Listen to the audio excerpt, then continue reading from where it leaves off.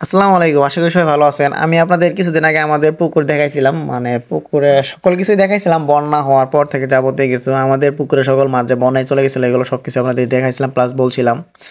Plus বন্যার পরে আমরা পুকুর শেষে কিভাবে কত মাছ পাইলাম সকল কিছু আপনাদের এই ইউটিউব চ্যানেলেই দেখাইছিলাম। তো আমাদের পুকুরে আবার পানি হওয়ার পরে চুন দেওয়াও দেখাইছি। এখন আপনাদের আমি আমার পুকুরে কি মাছ ছাড়ি বা কিভাবে পালন করব এগুলাই বলবো প্লাস দেখাবো।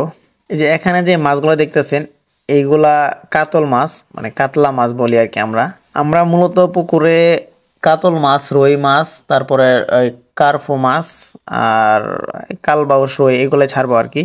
আমরা আবার পুকুর মানে বন্যা বা বৃষ্টির সিজনের আগে আমরা সকল মাছ তুলে বিক্রি করে দিব, এই জন্য একটু বড় সাইজের মাছগুলো ছাড়তেছি আমরা। এখানে যে দেখতেছেন ইনারা আমাদের রাস্তা, বাড়ির সামনে দিয়ে রাস্তা যে আছে এখান দিয়ে এরা রেগুলারই যায় আর কি, আমাদের ডাকি ডাকি মাছ সেল করে। এটা যারা গ্রামে থাকে তারা ফিল করবেন। এই রেগুলারই মানে সিজন একটা যখন পানি হয় পুকুরে ওই সিজনে এইভাবে এই সাইকেল দিয়ে যায় প্লাস এইভাবে অটো দিয়ে মাছ বিক্রি করে।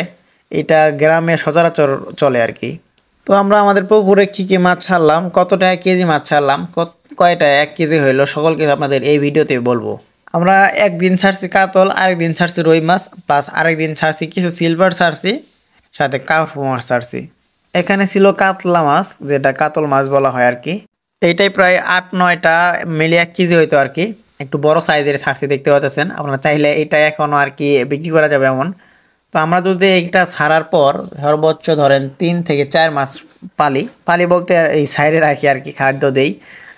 তো মোটামুটি 2টা কেজি বা 1টা কেজি হওয়ার সম্ভাবনা আছে। খাওয়ার উপরে ডিপেন্ড করবো। বেশি খাওয়া দিলে হয়তো 1টা কেজি করা যাব, একটু খাওয়া কম হলে হয়তো 2টা 1 কেজি হবো আর কি।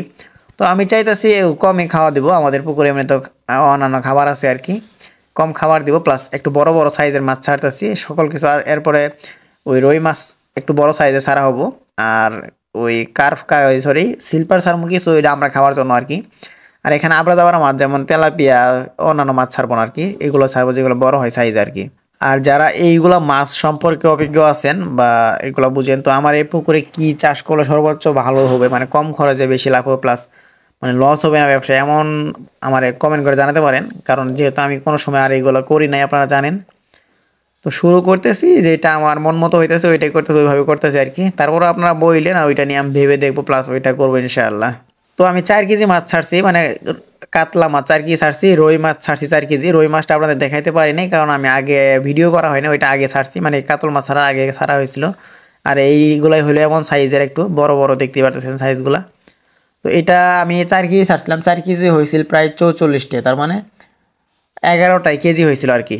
তো এরপর একটু পরে দেখি আবার আরেকজন আসছে, ওনারা দাঁড় করাইলাম, দাঁড় করাই যেভাবে আসে আর কি ওনারা। তো দেখলাম কি মাছ আনছে, পরে কইলো যে বেশি আনি নাই, তো পানি ফেলা দিয়েছে, মানে সম্পূর্ণ মাছ দিয়ে দিব। এখানে আছে সরপুরি আছে কিছু, আর ওই যে কার্ফু আছে কিছু, সিলভার আছে আর কি।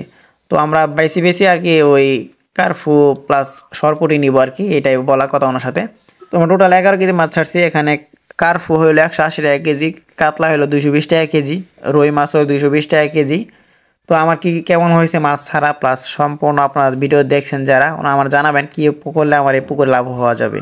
তো যারা ভিডিওটি দেখেন তারা অবশ্যই সাবস্ক্রাইব করে দিবেন আমার ফিউচার দেখার জন্য। ধন্যবাদ।